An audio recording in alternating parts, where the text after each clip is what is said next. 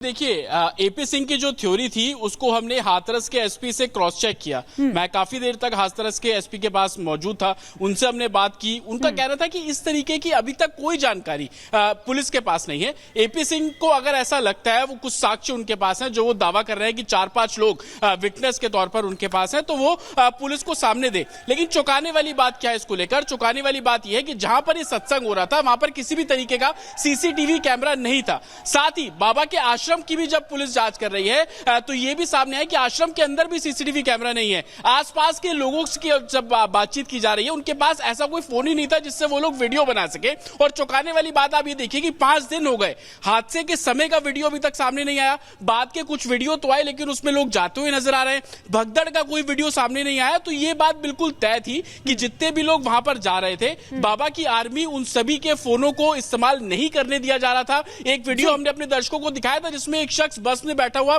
कुछ वो वीडियो बना रहा था, उसको भी सेवादार ने रोका। तो ये एक प्लानिंग है कि किसी भी तरीके से बाबा के सत्संग की जो चीजें हैं वो आप ठीक कह रहे हैं जतिन, लेकिन एक छोटा सा सवाल मैं इससे और ऐड ऑन करना चाहूंगी, क्योंकि इसमें गमछा और हाफ निक्कर की भी बात कही गई है। इसे लेकर कई लोग भड़क भी रहे हैं, क्योंकि वो कह रहे हैं कि इसके जरिए तो एक अलग ही रंग देने की कोशिश हो रही है इस पूरे मामले को।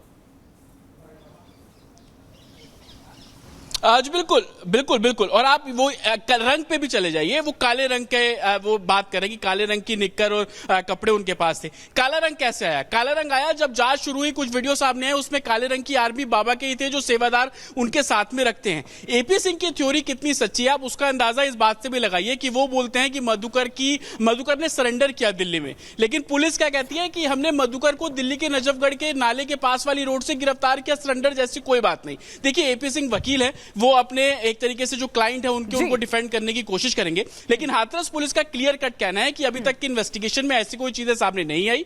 अगर एपी सिंह के पास कुछ फैक्ट्स हैं, कुछ वीडियोस हैं, कुछ लोग हैं जो इस तरीके की बातों को क्लेम कर रहे हैं, तो पुलिस के सामने आए, इस पूरे मामले की इन्वेस्टिगेशन की जाएगी। आप एक बात पे और गौर कीजिए कि अभी तक बाबा के जितने भी सत्संग आप पहले के उठा लीजिए, वो सत्संग सब हाईवे के नजदीक होते हैं। ये भी जानकारी मिल रही है कि बड़ी संख्या में बसेस और ट्रकों के जरिए लोगों को लाया गया था। मधुकर को लेकर इन्वेस्टिगेशन में बड़ा खुलासा यह भी हो रहा है कि मधुकर कैसे मोबिलाइज करता था, वो ई रिक्शा का, टेम्पो का इस्तेमाल करता था ताकि मोहल्ले की जो महिलाएं हैं उनको बड़ी संख्या में सत्संग साइट तक पहुंचाया जाए। और जतिन, शायद यही बात है जिसका जिक्र कोमल भी थोड़ी देर पहले कर रही थी, जो डायरी दरअसल उनको मिली थी उसके जरिए। लेकिन जो इन्वेस्टिगेशन की आपने पुलिस की बात की, पुलिस की इन्वेस्टिगेशन अभी बाबा तक भी नहीं पहुंची है। बाबा पहुंच जाता है, मीडिया को बाइट दे देता है, लेकिन पुलिस की 8 टीमें कुछ नहीं कर पाती है। फिलहाल शुक्रिया जतिन आपका भी और कोमल आपका भी इस तमाम जानकारी के लिए आपका। लेकिन अब आपको आइए बताते हैं यहां पर कि न्यायिक अगर आयोग की बात करें तो उसने अब तक इस मामले पर क्या कुछ किया है। सिलसिलेवार तरीके से ग्राफिक्स के माध्यम से हम आपको यहां पर बताते हैं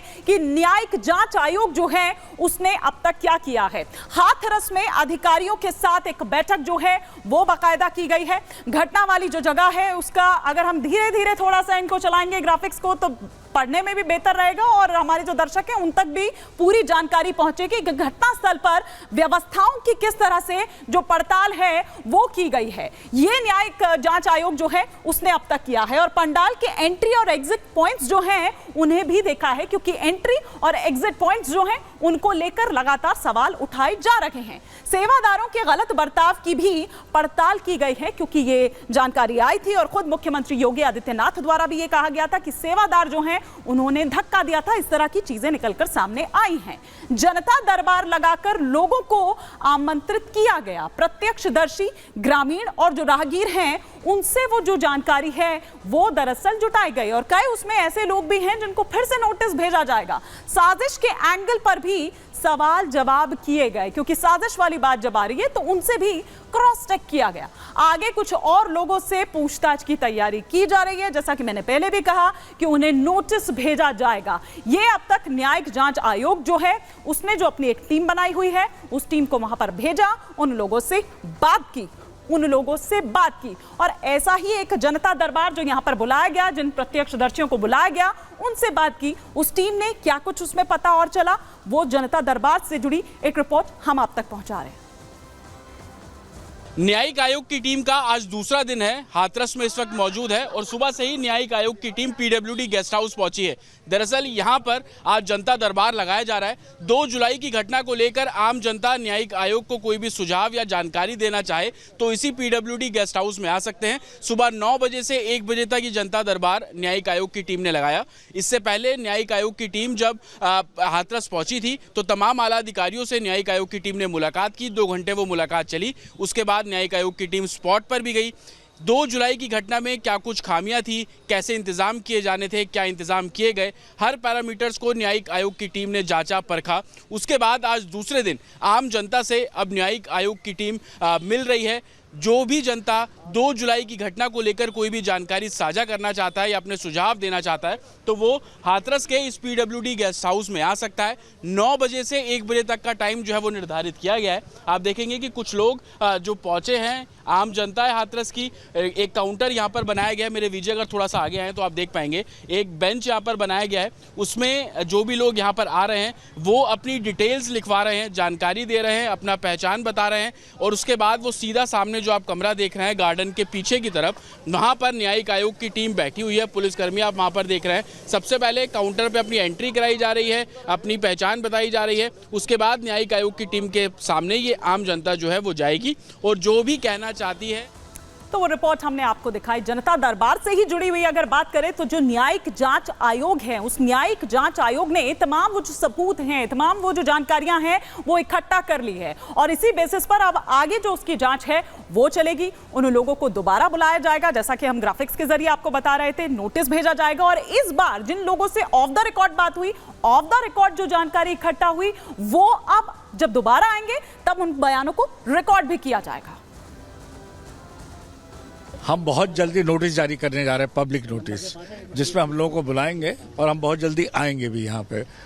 जो भी संबंधित लोग हैं सबसे पूछताछ करेंगे। हम हर आदमी से पूछताछ करेंगे जो इससे संबंधित हो, जिसे हम ठीक समझेंगे, जिससे हमें मदद मिलेगी, उस सबको बुलाएं। क्योंकि ऑफिशियली हम जब नोटिस जारी कर देंगे तो हम वो सब रिकॉर्ड करेंगे आगे, सारे ऑफिसर्स के, जो भी संबंधित होंगे, जो पब्लिक के लोग होंगे, जो प्रेस के लोग होंगे, क्योंकि उसी से हमें मदद मिलेगी। हम सभी लोगों से बात करेंगे और जो अपने बयान के साथ साथ वो जो भी अभिलेख देंगे, चाहे वो वीडियो फुटेज हो या कोई रिकॉर्डिंग हो, तो वो अपने स्टेटमेंट के साथ देंगे, उसको शामिल। किसी व्यक्ति विशेष के बारे में हम बात नहीं कर रहे हैं। आयोग को जिस किसी से भी बात करने की आवश्यकता होगी उनके बयान लिए।